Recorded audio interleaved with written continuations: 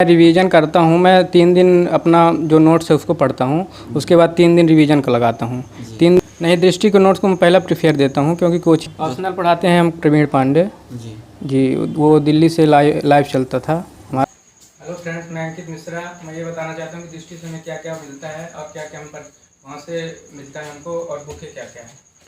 तो ये हमारी क्लास नोट्स है क्वालिटी की, भारतीय संविधान एवं राज्य व्यवस्था क्लास नोट्स ये है। ये हमारी सफिशिएंट होती है पढ़ने के लिए। इसके अलावा हम क्वालिटी लक्ष्मीकांत भी पढ़ सकते हैं। ये हमारी प्रैक्टिस सेट हैं। प्रैक्टिस सेट ये भारतीय इतिहास, कला एवं संस्कृति के हैं। इसमें 2300 प्रश्न आते हैं, प्रीलिम्स के लिए आवश्यक है, तो ये हम पढ़ सकते हैं। इसके अलावा क्लास नोट्स इथिक्स की है, इथिक्स की क्लास नोट्स हमको मिलती है वहाँ से, तो ये हम पढ़ सकते हैं। इथिक्स के लिए सफिशिएंट होती है। और ये प्रीलिम्स के सेट हैं जो जियोग्राफी, भूगोल और इतिहास में हम प्रीलिम्स के लिए यूज करते हैं। एक एक करके दिखाइए। ये IAS स्ट्रीम का शॉर्ट पेपर है। इसमें 2011 से 2021 में पूछे गए सभी प्रश्न हैं हल और इनका हल। और इसके बाद हम भारतीय संविधान में प्रैक्टिस सेट, ये प्रैक्टिस सेट भारतीय संविधान का है। इसके अलावा ये पूरे 6 सेट हैं, जियोग्राफी, भूगोल का है और इसके अलावा इतिहास और कला संस्कृति का है। और इसके अलावा देख सकते हैं कि ये बुक यहाँ पे लगी हुई है। और ये हमारी लक्ष्मीकांत क्वालिटी की बुक है, रखी हुई है। ये हमारी NCERT पूरी रखी हुई है। ये हमारे क्लास नोट्स हैं और ये हमारी डेली करंट अफेयर जो है मैगजीन वो रखी हुई है। ये बैग भी हमको मिलता है साथ में, इसके साथ पैड भी मिलता है। और बैग के साथ साथ मैं अपना डेली रूटीन वहाँ बोर्ड पे ये सिलेबस हमारा है, syllabus GS1, GS2, GS3, GS4 का। और ये मैंने मैपिंग अपना छपवाया हुआ है। यहाँ पे डेली रूटीन अपना सेट करता हूँ। ये हमारे मोटिवेशनल कोड कुछ हैं, इनको लगाए रहता हूँ। इससे हमारी ऊर्जा दिन में दिन बढ़ती जाती है और हम तैयारी की ओर सफल होते जाते हैं। हेलो फ्रेंड्स, नमस्कार। स्वागत है आप सभी लोग का हमारे चैनल इंडिया सोसाइटी वर्क में। तो दोस्तों, एक नए वीडियो में फिर से एक आप सभी लोगों का स्वागत है। चलिए, हम आ चुके हैं अंकित भैया के रूम पर और ये प्रयागराज की बेली जो है सुंदरम कॉलोनी यहीं पर रहते हैं। और चलिए जानते हैं भैया की स्ट्रेटजी क्या है। ये दृष्टि IAS के स्टूडेंट भी हैं, ये कोचिंग जाते हैं। चलिए जानते हैं कि भैया कितने समय से तैयारी करें, इनका ऑप्शनल क्या है, एजुकेशन बैकग्राउंड क्या है, एक एक बारे में सब रिव्यू करेंगे। दोस्त, यदि हमारे चैनल पर पहली बार हो तो हमारे चैनल को सब्सक्राइब कर लीजिए, बेल आइकन को भी प्रेस कर लीजिए। और UPSC या PCS रिलेटेड बहुत सारे वीडियो अपने चैनल पर हमने अपलोड किया है, यदि नहीं देखें तो जाकर देख सकते हैं। और चलिए अब भैया से बात करते हैं। हेलो, मेरा नाम अंकित मिश्रा है जी। आपका नाम क्या है? अपने एजुकेशन बैकग्राउंड के बारे में थोड़ा सा हमें बताइए। मैं रीवा MP से हूँ जी। और मैं TRS कॉलेज से BSc ऑनर्स का फिजिक्स ऑनर्स कोर्स किया हूँ जी। आपका एजुकेशन पूरा हो गया है? बैकग्राउंड के बारे में अगर तो ग्रेजुएशन एजुकेशन अभी मैं MA सोशोलॉजी से प्राइवेट कॉलेज से यहीं प्रयागराज से डाला हूँ जी। और BSc मैंने कंप्लीट कर लिया है अपना 2020 में लगभग जी। और दृष्टि IAS में आप कोचिंग कर रहे हैं, कितने समय से तैयारी कर रहे हैं UPSC? मैं 2020 फरवरी से ज्वाइन किया था दृष्टि IAS जी। तब से अभी तक चल रहा है। अभी कोरोना काल का समय बीत चुका है जी। उसके पहले से मैं ज्वाइन किया हूँ। और इसमें क्या आपने फ़ीस कितना जमा किया? 2020 फरवरी में आपने एडमिशन लिया था स्टार्टिंग में? फीस मैंने 1,40,000 रुपये जमा किया था जी। कॉम्बो पैक लिया था मैं जी। आपको इसमें क्या क्या मिला, जैसे कि बताइए? बैग वोग भी मिलता है? बैग मिला है और वो ID कार्ड, बुक मिली है, प्रैक्टिस सेट मिले हैं 6 प्रैक्टिस सेट हैं, बुक है और टेस्ट सीरीज है। उसमें मैंने कॉम्बो पैक लिया था तो उसमें टेस्ट सीरीज है, बुक है और ये सब पूरा सामान। ये ऑप्शनल के लिए क्या आपका है? ऑप्शनल में सोशोलॉजी समाजशास्त्र लिया था जी। तो मैं ऑनलाइन कोर्स लिया था ऑप्शनल का, तो उसी में कॉम्बो में था मेरा, तो 40,000 उसका भी लगा था जी। तो टोटल मतलब 1,40,000 रुपये लगा था उसका। मीडियम क्या है भैया आपका? मीडियम हिंदी है हमारा। और जैसे कि ऑप्शनल के लिए जैसे कौन से बुक अगर इसी में भी दृष्टि IAS की तरफ से मिला कि अलग से आपने प्रेफरेंस किया है? दृष्टि IAS का ही सब मैं नोट्स पढ़ रहा हूँ अभी फ़िलहाल, जो ज़रूरत लगती है तो फिर लाता हूँ मैं। तो सिलेबस आपका कंप्लीट हो गया है? सिलेबस हाँ, बस होने वाला है कंप्लीट, दिसंबर तक हो जाएगा। कोई आपने अटेम्प्ट अभी तक 1-2 बार दिया है UPSC का? नहीं, अभी तक कोई अटेम्प्ट नहीं दिया है, 2023 में देना है। 2023 के लिए प्रेफरेंस लेकर चल रहे हैं। इसके साथ साथ भैया जैसे कि बताइए कि आपको कितने घंटे डेली क्लासेज मिलती थी और कितने समय में आपको सिलेबस पूरा करा दिया गया? 18 महीने का समय दिया जाता है दृष्टि संस्थान की तरफ से। तो अभी दो तीन महीने बचा है, 2-3 महीने बाद कंप्लीट हो जाएगा दिसंबर तक। लेकिन कोरोना का काल के समय जो था, तो कोरोना में हमको 2.5 साल का समय हो गया है हमारा, अभी कोर्स कंप्लीट नहीं हुआ है, लेकिन दिसंबर तक हो जाएगा। प्रयागराज में जैसे कि आप कभी कभी संस्था पे भी जाकर पढ़ते हैं कि ऑनलाइन ही कोर्स यही पर? नहीं, ऑफलाइन है हमारा। ऑफलाइन में एडमिशन लिया था। जब मतलब क्लास नहीं जा पाता हूँ तो ऑनलाइन ले लेता हूँ, सिस्टम है ऑनलाइन का। यहाँ पर जैसे विकास विकृति सर की कभी कभी क्लास होती है ऑफलाइन में, आप लोग को मिलने आते हैं, कोई भी प्रॉब्लम हो तो आप फेस करने के लिए मिलते हैं आप लोग से? जी बिल्कुल मिलते हैं सर। हमेशा हर बैच में आते हैं और सबके डाउट क्लियर करते हैं, मिलते हैं अच्छे से, कोई दिक्कत नहीं है। और भैया जैसे कि स्टार्टिंग आपने कहाँ से किया, ऐसे क्या लगा कि आपको हमें पीएससी की तैयारी करनी चाहिए, सिविल सर्विस की प्रिपरेशन करनी चाहिए, वैसे क्या मोटिवेशन फैक्टर था? स्टार्टिंग में रीवा में जब कर रहा था कोचिंग, रीवा में जीएस की कोचिंग किया हूँ उत्तम सिंह अकेडमी से। उस समय से मुझे लगा कि मुझे आईएएस की कोचिंग करना चाहिए। पहले मैं एमबीए करने वाला था एक्चुअली, तो एमबीए का सोच कर मैंने एमबीए नहीं किया, क्योंकि पैसा भी खर्च हो जाता है और उसमें ज़्यादा हमको मिल भी नहीं पाता है। इसलिए मैंने सोचा कि आईएएस की प्रिपरेशन करते हैं। तो फिर मैंने दिल्ली जाना चाहा, लेकिन दिल्ली में मैं वहाँ का खर्च जो है तो अफोर्ड नहीं कर पाया, इसलिए मैं इलाहाबाद आ गया और यहाँ से 2020 में मैंने कोचिंग ज्वाइन किया यहाँ से। जैसे यहाँ पे तैयारी के साथ साथ प्रीलिम्स प्लस मेंस दोनों एक साथ तैयारी करते हैं कि जैसे अलग अलग कुछ बच्चे होते हैं पहले प्रीलिम्स को ज़्यादा प्रेफर करते हैं, तो आप कैसे तैयारी करते हैं? हमारे कोचिंग में जब मैं ज्वाइन किया था तो वहाँ प्री और मेंस का पूरा सिलेबस मिलता है, मतलब टोटल कॉम्बो मिलता है उसका। प्री का अलग से मतलब वो नहीं मिलता वहाँ पे, वो प्री मेंस दोनों साथ साथ तैयारी करवाते हैं। इसके साथ साथ जो बुकें आपको मिली हैं, तो इसके अलावा भी कोई जैसे पॉलिटी GS1 GS2 GS3 जो 4 पेपर होते हैं, वो भी आपने जो स्टैंडर्ड बुक होती है वो भी आपने पढ़ते हैं कि केवल अपनी दृष्टि की? नहीं, दृष्टि के नोट्स को मैं पहला प्रेफर देता हूँ, क्योंकि कोचिंग का जो मैं जानता हूँ तो वहाँ कंटेक्ट बहुत अच्छा है।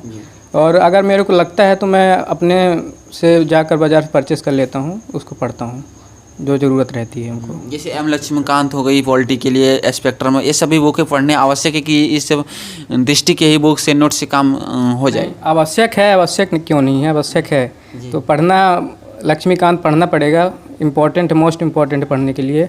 लेकिन दृष्टि का नोट्स जो है वो भी सफिशिएंट है अगर तैयारी के रूप में देखा जाए तो।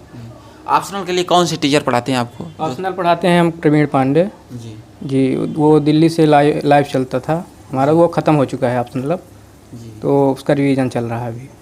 और करंट अफेयर्स को अगर मानें तो करंट अफेयर्स की आप कैसे तैयारी करते हैं? क्योंकि सिविल सर्विस से एग्ज़ाम में या फिर यूपीएससी कोई भी एग्ज़ाम अगर सिविल सर्विस के मान लीजिए तो वेरी इंपॉर्टेंट रोल होता है, तो उसकी कैसे तैयारी करते हैं? करंट अफेयर की मैगजीन आती है, दृष्टि निकालता है करंट अफेयर टुडे के नाम से, तो वही मैगजीन में पढ़ता हूँ, उसका मैगजीन टेस्ट देता हूँ हर महीने।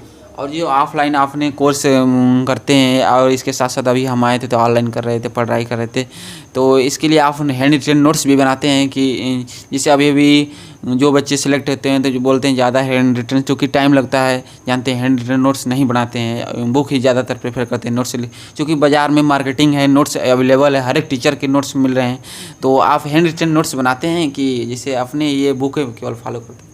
देखिए, मैं जब 2020 में कोचिंग ज्वाइन किया था तो मैं एनसीईआरटी अपने से पूरा पढ़ चुका हूँ एक बार, उसका नोट्स मैंने हैंड राइटिंग से बनाया है अपने से, तो वो भी मैं पढ़ता हूँ। और हैंड राइटिंग नोट्स बनाना चाहिए, ये अपनी स्ट्रेटेजी है, इससे बचा नहीं जा सकता जी। और स्टार्टिंग आपसे अगर माने तो भैया जैसे जो न्यू कैंडिडेट है सिविल सर्विस की प्रिपरेशन करना चाहते हैं, स्टार्टिंग कहाँ से उसे करनी चाहिए? स्टार्टिंग हमको लगता है कि एनसीईआरटी से करनी चाहिए। पहले बेसिक उनका कंप्लीट होना चाहिए, बेसिक जब कंप्लीट हो जाता है तब अपने को कोचिंग ज्वाइन करना होता है। कोचिंग ज्वाइन करेंगे तो हमको सब पूरा मटेरियल वहाँ पे मिल जाता है, एक तरह से गाइडलाइन सहारा मिलता है वहाँ से, तो उससे प्रिपरेशन अच्छी होती है हमारी जी। आप यहाँ ऑफलाइन क्लासेज भी करते हैं, ऑनलाइन भी जाते हैं, तैयारी भी करते हैं, डेली अगर माने तो इसे पूरे दिन में कितने घंटे आप पढ़ने के लिए दे देते हैं? मैं अभी तो हमारी कोचिंग चलती है शाम, मतलब 5 घंटे कोचिंग चलती है और उसके अलावा मैं 5 घंटे अपने से पढ़ता हूँ अभी जी। ओवरऑल मान लीजिए कि 10 घंटे आप पढ़ाई करते हैं? ओवरऑल 10 घंटे जी। और अगर करंट अफेयर्स के कुछ बच्चे होते हैं न्यूज़ भी, जैसे कि द हिंदू हो गया, इंडियन एक्सप्रेस हो गया, तो उसके न्यूज़ पेपर भी आप फॉलो करते हैं? न्यूज़ पेपर में जनसत्ता पढ़ता हूँ अभी फ़िलहाल जी, वही चालू है मेरा जनसत्ता। अच्छा भैया, जैसे कि वो क्या मोटिवेशन फैक्टर रहा कि आपने सिविल सर्विस की प्रिपरेशन करना चाहिए? कुछ बच्चे होते हैं उसके पिताजी बोलते हैं कि पापा बने आईएएस बनना है। मेरे पापा मोटिवेशन है, मेरा परिवार ही है एक तरह से पूरा, वो मेरे साथ है अभी तक। और जो आपको आपके पिताजी भी देखेंगे इस वीडियो को, आपके परिवार वाले, उन्हें क्या कहना चाहेंगे?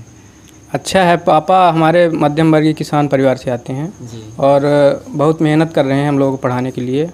तो मैं चाहूँगा कि अच्छे सिविल सर्विस ज्वाइन करके उनका नाम रोशन करूँ। जी जी। जो न्यू कैंडिडेट हैं उन्हें क्या बेसिक गलतियां नहीं करनी चाहिए आपके हिसाब से, जो कि आज के डेट में मार्केटिंग ज़्यादा है, नोट्स अवेलेबल, इतनी सारी बुकें हैं, तो उन्हें जो आपके हिसाब से क्या वो गलतियां थी जो नहीं करनी चाहिए? मेरे हिसाब से ये है कि गलती आदमी एक बार करे तो उसको समझ में आ जाए कि हाँ ये गलती की है। गलती करना नहीं चाहिए, क्योंकि हमको लगता है कि हम हर मतलब प्लेटफॉर्म पे जाके पढ़ाई कर सकते हैं, लेकिन हमें एक प्लेटफॉर्म चुनना पड़ेगा जिससे कि हम वहाँ पे सफल हो सकें। जी। जैसे रिवीजन आप कैसे करते हैं? सप्ताह में एक बार हर एक चीज़ें रिवीजन करते हैं, चूँकि हर एक चीज़ें याद नहीं आती हैं, तो रिवीजन के लिए आप कैसे पढ़ते हैं? हाँ, बहुत ही इम्पोर्टेंट रोल है इसका।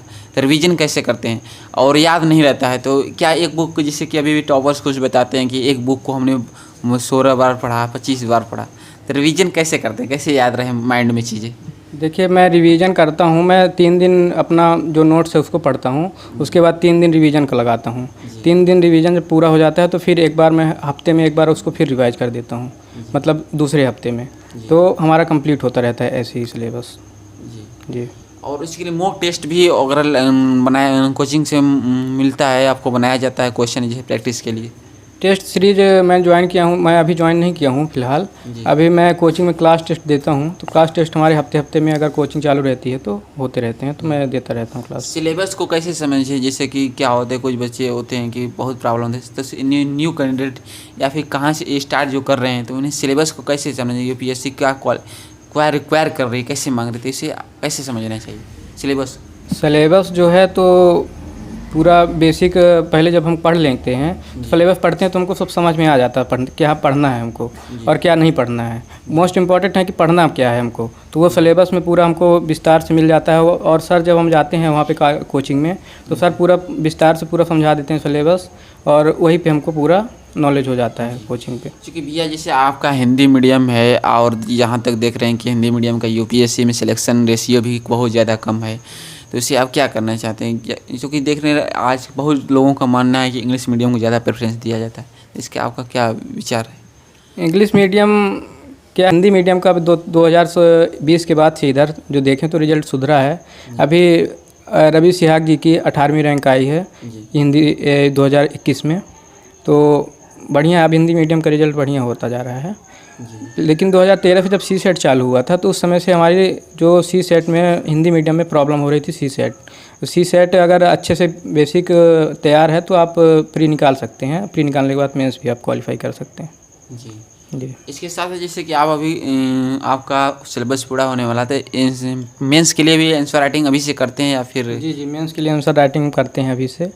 पहले भी करते थे, लेकिन अब थोड़ी तेज़ हो गई है क्योंकि अब पेपर आने वाले हैं 2023 में, तो उसके हिसाब से अपन वो करते हैं, तैयारी करते हैं, लिखते हैं।